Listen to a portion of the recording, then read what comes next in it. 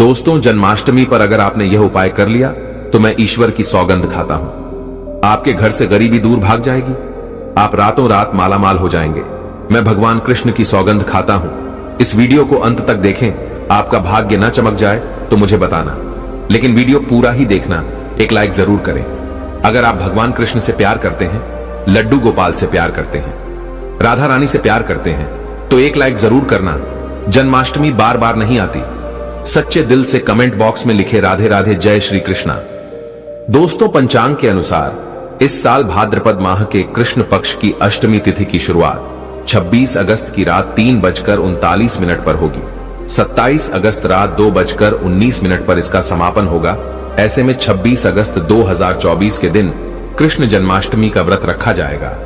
हर साल भाद्रपद मास के कृष्ण पक्ष की अष्टमी तिथि को कृष्ण जन्माष्टमी के रूप में मनाया जाता है। द्वापर में श्री कृष्ण परम पुरुषोत्तम भगवान का जन्म भाद्रपद की अष्टमी तिथि रोहिणी नक्षत्र और चंद्रमा वृषभ राशि में मध्य रात्रि में हुआ। उनके जन्म लेते ही दिशाएं स्वच्छ व प्रसन्न एवं समस्त पृथ्वी मंगलमय हो गई थी। विष्णु के अवतार श्री कृष्ण के प्रकट होते ही जेल की कोठरी में प्रकाश फैल गया। कृष्ण के प्राकट्य से स्वर्ग में देवताओं की धून दुबिया अपने आप बज उठी तथा सिद्ध और चारण भगवान के मंगलमय गुणों की स्तुति करने लगे। दोस्तों, जन्माष्टमी व्रत का महत्व शास्त्रों में जन्माष्टमी के व्रत को 1000 एकादशी व्रत के समान माना गया है। 100 बार गंगा स्नान करने का जो पुण्य मिलता है, मात्र जन्माष्टमी का व्रत करने से प्राप्त हो जाता है।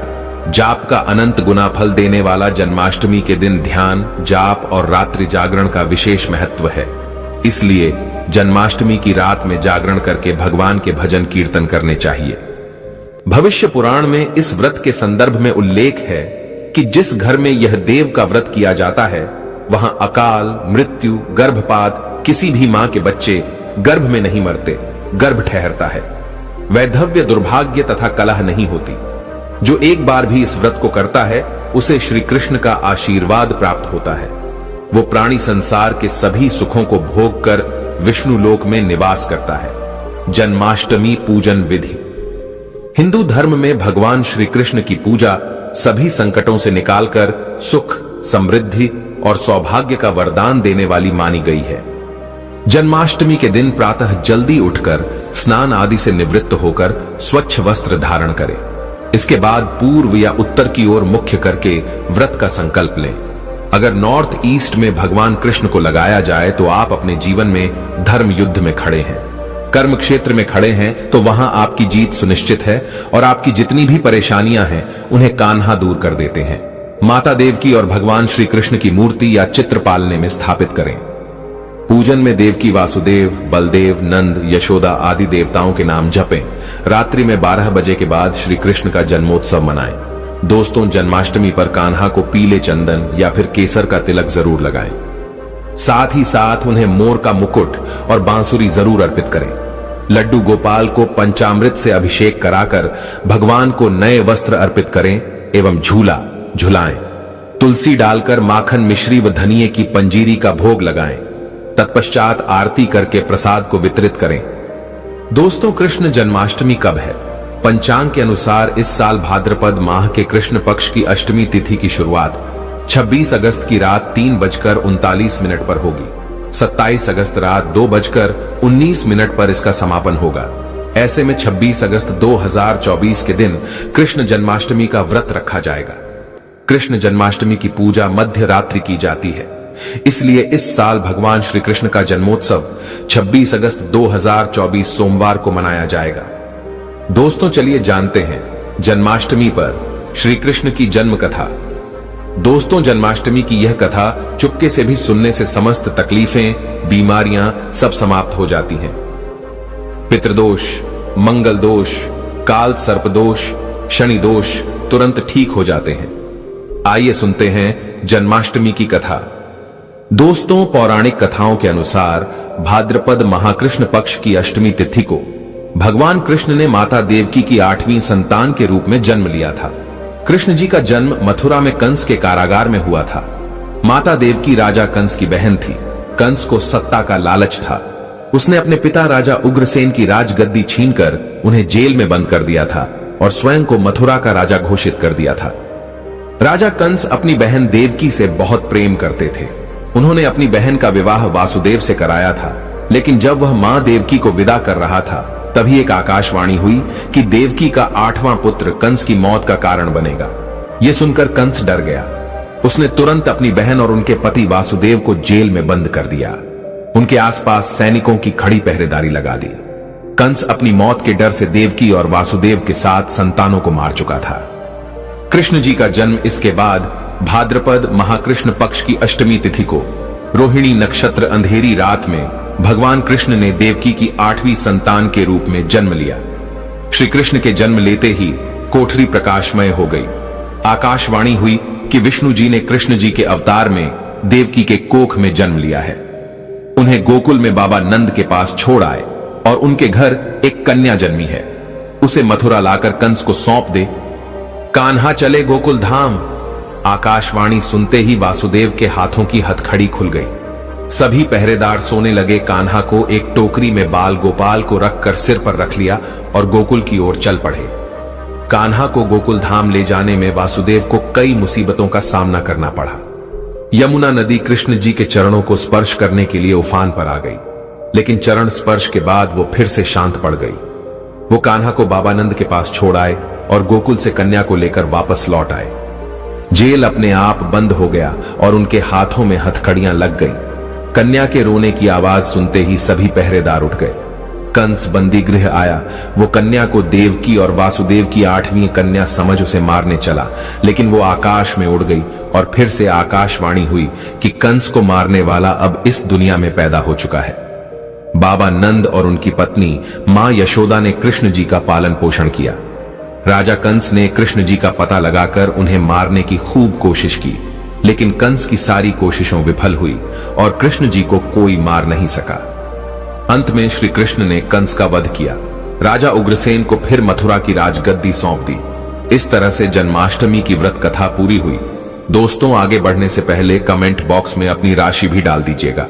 यदि हमारे पास कोई उपाय होगा तो वो आकर हम आपके कमेंट के रिप्लाई में बता देंगे। दोस्तों, जन्माष्टमी पर भूल कर भी ना करें। ये गलतियां तुलसी को लेकर ना करें। ये गलती जन्माष्टमी के दिन भूल कर भी तुलसी की पत्तियां तोड़ने से बचना चाहिए। दरअसल शास्त्रों में कहा गया है कि कृष्ण भगवान विष्णु के अवतार हैं और उन्हें तुलसी अति प्रिय है। ऐसे में इस दिन तुलसी की पत्तियां नहीं तोड़नी चाहिए। जन्माष्टमी से पहले आप तुलसी तोड़कर रख लें। बिना तुलसी के जन्माष्टमी का पर्व अधूरा है। भगवान कृष्ण किसी भी ऐसे भोग को स्वीकार नहीं करते जिसमें तुलसी पत्र ना पड़ा हो। ऐसा भोग पाप के समान होता है, जहरीला माना जाता है। चावल खाना, ये बात तो सभी जानते हैं कि एकादशी के दिन चावल नहीं खाने चाहिए, लेकिन बहुत ही कम लोग जानते हैं कि जन्माष्टमी के दिन भी चावल को खाना वर्जित होता है। चाहे आप व्रत रखें या ना रखें, लेकिन जन्माष्टमी के दिन चावल खाना शुभ नहीं माना जाता। तामसिक भोजन जन्माष्टमी के दिन तामसिक भोजन वर्जित माना जाता है। ऐसे में इस दिन मांस, मदिरा, प्याज और लहसुन नहीं खाना चाहिए। इस दिन गलती से भी लहसुन प्याज का खाना कभी मत बनाना, क्योंकि राहु केतु के कारण ही लहसुन प्याज की उत्पत्ति हुई है और भगवान विष्णु और राहु केतु के बीच में भीषण शत्रुता होती है। अनादर करना, भगवान कृष्ण के लिए सभी भक्त एक समान होते हैं। ऐसे में इस दिन किसी भी व्यक्ति का अनादर करने से बचना चाहिए। एक बार भगवान कृष्ण के भक्त ने एक व्यक्ति का अपमान कर दिया था। उसी क्षण भगवान कृष्ण ने अपने भक्त को श्राप दिया था। इसीलिए किसी का भी अपमान ना करें। गाय को सताना गाय भगवान कृष्ण को बहुत ही प्रिय है, क्योंकि कृष्ण अवतार में उनका पालन पोषण एक ग्वाले के घर में हुआ था। ऐसे में जन्माष्टमी के दिन किसी भी गाय और बछड़े को भूलकर भी नहीं सताना चाहिए। भगवान कृष्ण गाय को सबसे प्रिय मानते हैं। गाय माता को सबसे ज्यादा प्यार करते हैं। इसीलिए गाय को इस दिन रोटी, फल वगैरह मिठाई अवश्य खिलाएं। जन्माष्टमी के दिन केवल सात्विक खाना खाएं। जन्माष्टमी व्रत में दूध और दही जरूरी है। व्रत के दौरान ताजे फलों के शेक, लस्सी, छाछ या दूध का मजा ले सकते हैं। नारियल पानी पी सकते हैं। जन्माष्टमी के दिन पेड़ों को काटना भी अशुभ माना जाता है। श्री कृष्ण हर चीज में बसते हैं और हर चीज उनमें बसती है, बल्कि हो सके तो इस दिन ज्यादा से ज्यादा पेड़ लगाने चाहिए। इससे घर और परिवार में सुख और शांति बनी रहती है। भगवान कृष्ण सदा पीपल के वृक्ष में रहते हैं। पीपल वृक्ष पर जन्माष्टमी पर जल अवश्य अर्पित करें। इससे वो प्रसन्न जल्दी होते हैं। दोस्तों, जन्माष्टमी के दिन ब्रह्मचर्य का पालन करना अनिवार्य होता है। इस दिन पूरे पवित्र मन तन से भगवान की पूजा करनी चाहिए। कम से कम इस दिन पत्नी से दूर रहना चाहिए। जो पति पत्नी जन्माष्टमी पर एक दूसरे से दूर रहते और संयम और नियम का पालन करते हैं तो उन्हें एक सुशील और सुंदर पुत्र की प्राप्ति होती है। ऐसे बालक का मुख भगवान कृष्ण की तरह होता है और शरीर भगवान कृष्ण की तरह कोमल होता है। जो लोग इस दिन व्रत रखते हैं तो उन्हें रात में 12 बजे से पहले अपना व्रत नहीं खोलना चाहिए। उससे पहले व्रत खोलने से पूजा का फल नहीं मिलता है और व्रत भी अधूरा माना जाता है। जन्माष्टमी पर करें इन मंत्रों का जाप। भगवान कृष्ण की कृपा से आपकी समस्त गरीबी दूर हो जाएगी। आप धनवान हो जाएंगे, माला माल हो जाएंगे। आपके घर में राधा रानी की कृपा बरसेगी, माता लक्ष्मी की कृपा बरसेगी। दोस्तों, श्री कृष्ण मंत्र क्रीम कृष्णाय नमः। भगवान श्री कृष्ण के इस मंत्र का जाप करने से धन धान्य की प्राप्ति होती है। ऐसे में जन्माष्टमी के विशेष अवसर पर इस मंत्र का जाप करने से साधक को शुभ फलों की प्राप्ति होती है।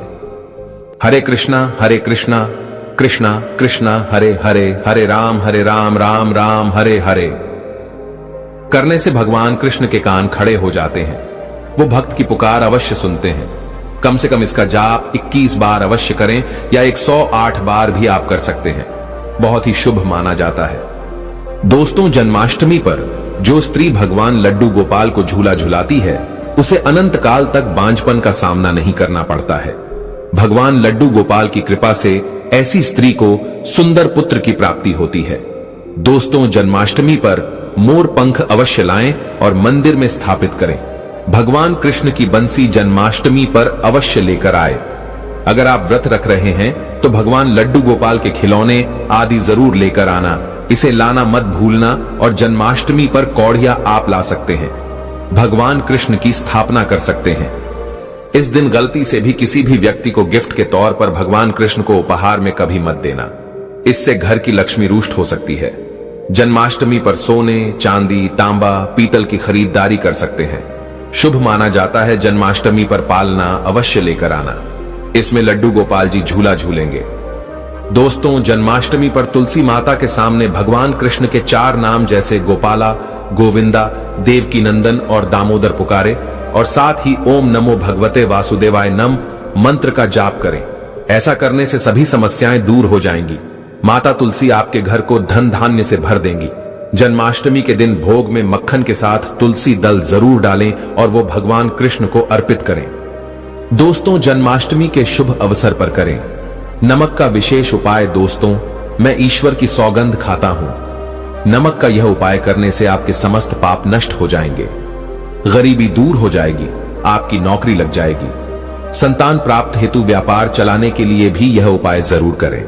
दोस्तों, हम भी नमक का यह उपाय जरूर करते हैं। मैं ईश्वर की सौगंध खाता हूं।